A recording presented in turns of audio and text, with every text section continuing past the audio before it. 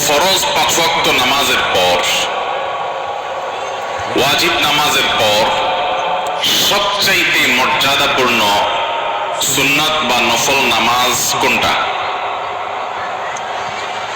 তাহাজ্জুদ। তাহাজ্জুদের চাইতে আর কোন ফজিলতপূর্ণ নামাজ ফরজ এবং ওয়াজিবের পরে আল্লাহর জমিনে আরেকটা নাই।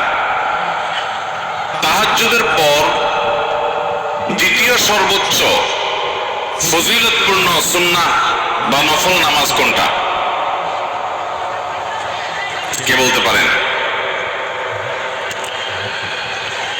তাহাজ্জুদের পর নওয়াফিলের মধ্যে দ্বিতীয় সর্বোচ্চ গুরুত্বপূর্ণ নফল নামাজ হলো সালাতুদ দুহা বা চাষতের নামাজ। এই নামাজটা আমাদের সমাজ থেকে প্রায় বিলুপ্তির পথে। যদিও ফজরের আগের 2 রাকাত সুন্নাত